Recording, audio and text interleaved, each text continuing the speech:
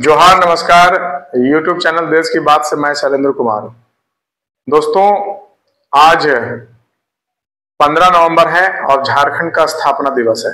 जैसा कि आप सभी को पता है कि झारखंड को बने हुए आज 24 साल हो गया, उसके बाद भी झारखंड अपनी स्थिति को लेकर कहीं ना कहीं उदास है, निराश है और रो रहा है। और मैं अगले एक महीने एक विशेष एपिसोड के साथ, जिसमें झारखंड से संबंधित सभी तरह की संभावना, सभी तरह की समस्या एवं विभिन्न प्रकार के क्षेत्रों से रिपोर्टिंग लेकर के आऊंगा और आप सभी तक पहुंचाने का प्रयास करूंगा। जैसा कि आप सभी को पता है कि झारखंड 15 नवंबर 2000 ईस्वी को इसकी स्थापना हुई। उस समय झारखंड को प्रथम मुख्यमंत्री के रूप में बाबूलाल मरांडी का नेतृत्व मिला और विपक्ष के नेता के रूप में स्टीफन मरांडी रहे। उस समय देश में भारतीय जनता पार्टी गठबंधन की सरकार थी, जिसके मुखिया अटल बिहारी वाजपेयी थे और अटल बिहारी वाजपेयी के नेतृत्व में हमारा प्यारा झारखंड अलग हुआ। पूरे देश में 3 राज्य एक साथ लगभग अलग हुए हैं, जिसमें झारखंड, छत्तीसगढ़ और उत्तराखंड, ये तीनों राज्य अलग हुए। और उसी के क्रम में झारखंड जो है सो बिहार से अलग होकर के एक प्रदेश बना। झारखंड प्रदेश संसाधनों की स्थिति में, खनिज की स्थिति में दुनिया में मैक्सिको के बाद, अमेरिका के मैक्सिको के बाद आता है और पूरे विश्व में जितने प्रकार की बेशकीमती खनिज संपदा है वो झारखंड में भरा है।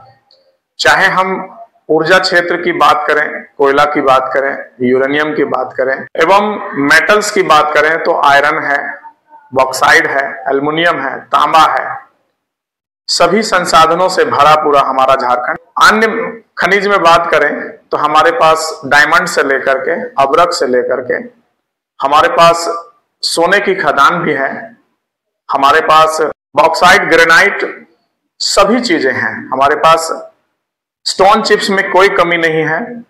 हमारे पास प्राकृतिक सौंदर्य की कोई कमी नहीं है। हमारे पास रोड कनेक्टिविटी, रेल कनेक्टिविटी की कोई कमी नहीं है। हमारे पास एक छोटा सा राज्य होने के बावजूद भी झारखंड के 10 जिले, 10 शहर भारत के गिनती में आते हैं, विशेष शहरों में। उसमें से आपको पता है कि रांची, जमशेदपुर, बोकारो, धनबाद, हजारीबाग, देवघर आदि के जो विशेष शहर हैं वो हमारे राज्य में आते हैं।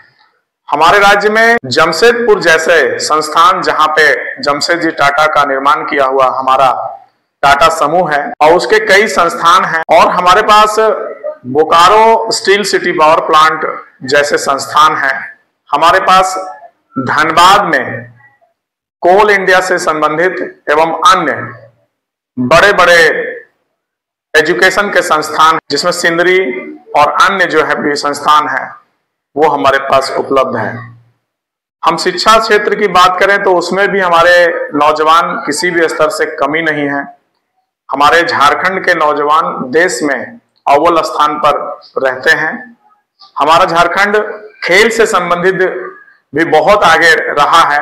हम हॉकी की से बात करें तो हॉकी में हमारा झारखंड कुछ वर्ष पूर्व तक नेतृत्व करता आया है। उसके प्लेयर में से 20 से 30% संख्या झारखंड का हुआ करता था। हमारे पास फुटबॉल का अच्छा स्किल था, अच्छा एनवायरनमेंट था। हमारे पास तीरंदाजी में हम वर्ल्ड लेवल के खिलाड़ी को दे चुके हैं। हम क्रिकेट में दुनिया के सबसे बेस्ट खिलाड़ी में से एक महेंद्र सिंह धोनी को दे चुके हैं। हमारे पास वाटर रिसोर्सेस का कोई कमी नहीं है। हमारे पास एक से एक डैम है, जहां बिजली उत्पादन एवं अन्य जो व्यवस्थाएं हैं वो हमारे पास उपलब्ध है। हम ऊर्जा के क्षेत्र में भी मजबूत हैं, लेकिन उसके बावजूद हमारा झारखंड आज भी अंतिम व्यक्ति तक व्यवस्था को पहुंचाने में असफल है। तो इसके क्या कारण हैं, ये हम सभी भी समझते हैं कि कहीं ना कहीं एक नेतृत्व की कमी है एवं झारखंड में झारखंडियत का जो भाव का कमी है वो इसके आड़े आता है। और एक दूसरा जो सबसे बड़ा मेरी समझ से समस्या है कि झारखंड के 5 जो प्रमंडल हैं वो प्रत्येक प्रमंडल एक दूसरे से भाषा और संस्कृति के रूप में विभिन्न है, जो भी एक बड़ा समस्या यहाँ पे है। साथ ही साथ झारखंड के विकास में अगर सबसे विशेष कोई समस्या है तो कहीं ना कहीं केंद्र की राजनीति, जो झारखंड को हमेशा एक अपने स्वार्थ के लिए अस्थिर करने में लगा रहता है, चाहे कोई भी सरकार रही हो। मैं किसी सरकार को यहां विशेष रूप से नहीं कहूंगा, लेकिन यह बात तय है कि झारखंड को प्रभावित करने के लिए केंद्र की राजनीति हमेशा से कहीं ना कहीं स्वार्थ की राजनीति करते आई है, जिसके कारण झारखंड में एक अस्थिर सरकार, अस्थिर नेतृत्व आज तक नहीं मिला। झारखंड के 24 वर्षों के कार्यकाल में अगर सबसे अधिक कोई सत्ता में रहा तो भारतीय जनता पार्टी रही। बावजूद झारखंड को एक अस्थिर सरकार देने में वो पूरी तरह से सक्षम नहीं हो पाई। कहीं ना कहीं केंद्र की राजनीति झारखंड के राजनीति को प्रभावित करती रही और जो झारखंड का नेतृत्व है वो कहीं ना कहीं केंद्र से संचालित होने के कारण यहाँ पे वो नेतृत्व अभी तक निखर के नहीं आया, जो झारखंड आज तक इंतजार कर रहा है। अब हम बात करेंगे विपक्ष की, तो विपक्ष में कहीं ना कहीं झारखंड की सबसे बड़ी जो पार्टी है वो झारखंड मुक्ति मोर्चा है, और झारखंड मुक्ति मोर्चा के आंदोलन का ही एक परिणाम है कि झारखंड अलग हुआ है।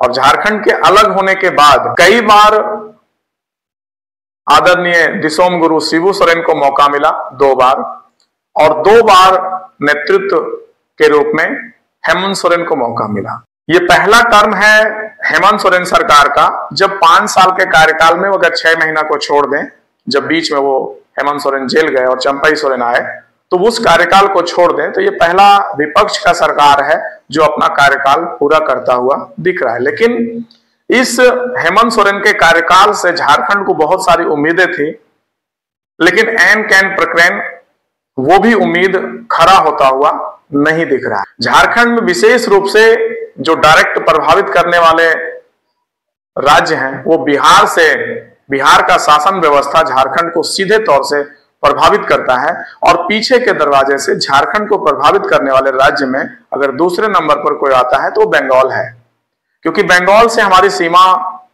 पूरी तरह से सटी हुई है और बंगाल का कल्चर, बंगाल के लोग झारखंड में बहुत हद तक निवास करते हैं। तो बिहार के बाद का अगर कोई राज्य है तो प्रभावित करता है तो कहीं ना कहीं बंगाल करता है। साथ ही साथ झारखंड के शिक्षा व्यवस्था और यहाँ के डोमिसाइल नीति, स्थानीय नीति में जो समस्याएं हैं उसको ना तो भारतीय जनता पार्टी की सरकार और ना तो विपक्ष में रह रहे और इस समय सत्ता में रह रहे हेमंत सोरेन सरकार भी पूरी तरह से दूर कर पाई। तो जैसा कि आप सभी को पता है, झारखंड संभावनाओं से तो भरा हुआ है, लेकिन कहीं ना कहीं इसको डिस्टर्ब करने के लिए जो सबसे मेन समस्या रहा है अभी तक वो यहाँ का एडमिनिस्ट्रेशन रहा। कहीं ना कहीं एक ऐसे सरकार का इंतजार है झारखंड को जो यहाँ के ब्यूरोक्रेट्स को सीधे तौर पे लगाम लगा सके और झारखंड के हित के लिए शासन व्यवस्था को संचालित कर सके, जिसकी कमी अभी पिछले 24 वर्षों से लगातार देखने को मिला है। कई बार तो ऐसा भी हुआ है कि सरकार को कमजोर किया गया है ब्यूरोक्रेट्स के माध्यम से, और ब्यूरोक्रेट्स पीछे के दरवाजे से सरकारों को चलाती आई है, सरकारों को मॉनिटरिंग करती आई है, जिसका परिणाम यह है कि झारखंड में एक सक्षम और मजबूत नेतृत्व अभी तक नहीं आ पाया है। तो कई बिंदुओं पे खेल जगत से, पर्यटक जगत से, राज परिवार के क्षेत्र से, संसाधनों के स्थिति से, बाहुबलियों का स्थिति, जैसा कि आपको पता है कि झारखंड बाहुबलियों का भी केंद्र रहा है। झारखंड पे कई सिनेमा पिक्चर बन चुकी है बाहुबलियों का, जो धनबाद हमारा सेंटर पॉइंट रहा है, उसके बाद भी यहाँ का जो खनिज है उस पर कहीं ना कहीं बाहुबलियों का एक विशेष प्रभाव रहा है। तो इन सभी को लेके झारखंड के कल्चरल, यहाँ के सांस्कृतिक व्यवस्था, यहाँ के कला संस्कृति, संगीत और सिनेमा जगत से भी अभी झारखंड जो है अधूरा रहा है। उस ओर झारखंड पिछड़ा हुआ है विभिन्न अन्य राज्यों के माध्यम से। तो आपके पास मैं अगले 1 महीने के बीच में लगातार प्रयास करूंगा कि झारखंड के प्रत्येक क्षेत्र से आपके बीच एक विश्लेषण लेके आऊं और विभिन्न विभिन्न क्षेत्रों पे हम लोग बात करें और झारखंड की जो मूल समस्या है उसको हम लोग मिल बैठ करके दूर करें। मेरा ये जो अगला 1 महीना होगा वो निश्चित रूप से हम झारखंड को हम सभी समर्पित करेंगे और इसी आशा विश्वास के साथ अगर मेरा विश्लेषण आप सभी को सही लगे तो निश्चित रूप से आप मुझे अपना सहयोग सब्सक्राइब और लाइक के माध्यम से दें, कमेंट के माध्यम से, और अधिक से अधिक लोगों तक शेयर करके मेरे चैनल को अधिक से अधिक लोगों तक पहुंचाएं। जैसा कि आपको पता है कि झारखंड में अभी चुनाव भी चल रहा है और चुनाव में प्रथम चरण का मतदान संपन्न भी हो चुका है। 43 सीटों पे झारखंड में मतदान संपन्न हो चुका है और उसके बाद अगले 38 विधानसभा का चुनाव यहाँ पे और है, जिसकी भी सूचना बीच बीच में मैं आपको दिया करूंगा और विशेष रूप से मैं कोशिश करूंगा कि हमारा, आपका, हम सभी का झारखंड कैसे फले फूले, कैसे यहाँ का व्यवस्था हम सभी के लिए, यहाँ पे निवास करने वाले वो सभी 3.5 करोड़ लोग अपने अपने स्वार्थ को छोड़कर झारखंड के स्वार्थ के लिए अगर हम लोग अगले 5 साल काम करते हैं तो निश्चित रूप से हमारा झारखंड अपने उस स्थान को प्राप्त करेगा जिसकी कामना आप भी कर रहे हैं, मैं भी कर रहा हूं। तो हम विभिन्न राजनीतिक क्षेत्रों में, विभिन्न राजनीतिक पार्टियों में, जयराम से लेकर के भारतीय जनता पार्टी, बीच में आजसू, अमित महतो, कम्युनिस्ट एवं अन्य जो भी यहाँ के निर्दलीय, जैसा कि आपको पता है कि निर्दलीय प्रत्याशी भी यहाँ पे सत्ता में रहे हैं और एक काफी चर्चाओं का बाजार झारखंड में गर्म रहा है। झारखंड में कई बार राष्ट्रपति शासन भी लग चुके हैं। इन सभी बिंदुओं पे आप सभी से मैं बात करूंगा और लगातार आपके बीच कोशिश करूंगा कि स्पॉट पे जाकर के विभिन्न विभिन्न जिलों में जाकर के वहां के विशेष प्राकृतिक संसाधन, शक्ति के बारे में और कमी के बारे में भी कि कैसे इसको हम लोग मिल बैठ करके दूर करें, इन सभी विषयों पे चर्चा करूंगा। और हमारा झारखंड, प्यारा झारखंड, जो बिरसा मुंडा का झारखंड है, उसे हम सभी इसको एक बनाएं और हम लोग जितने भी 3.5 करोड़ लोग हैं वो सभी कैसे झारखंड को एक कर पाए, उसके लिए हम सभी कामना करेंगे। बहुत बहुत धन्यवाद।